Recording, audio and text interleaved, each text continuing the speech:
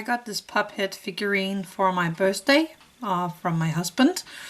And I just love Groot.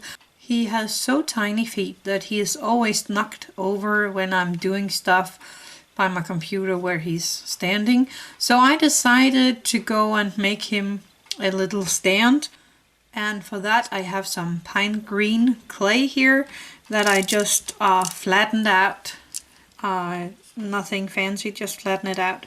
And I'm just making an indent here where I want Groot to stand. Like that. And then I'm just going to decorate it. Now, let's see, I have this tool with the 4 things on there for Pacomano thing. And then I have these other greens, a normal green and a light green colored clay. And I'm going to make this into grass by roughening it up in the texture here around his footprints.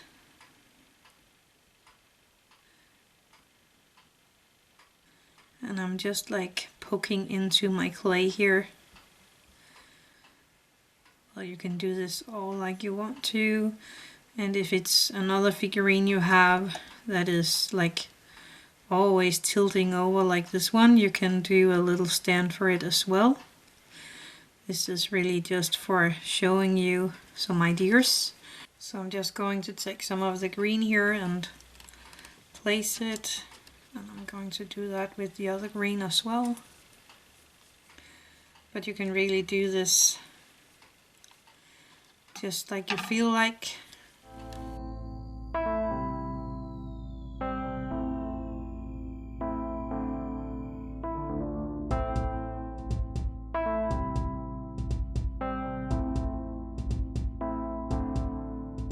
And do this all over your little ground piece here. I'm going to do that and then I will be back. So I put a little tiny bit of bacon bond here. I'm going to turn it this way around. So anyway, I have some leaves and I have some flowers and stuff like that here. And I'm going to take some of these.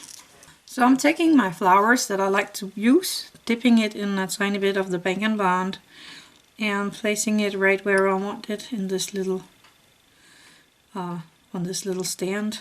Taking another one. I think I'm placing that right here. And a third one of these just because I can. Bacon bond and placing it. Also one I made, I have some videos of these flowers somewhere in my videos. So again, I'm just squeezing them into this bacon bond and on the spot where I like them. And then I'm going to take a few leaves just because I can. So I'm just going to take some of these and again into the bacon bond and place it. So I'm going to bake this and then I will be back.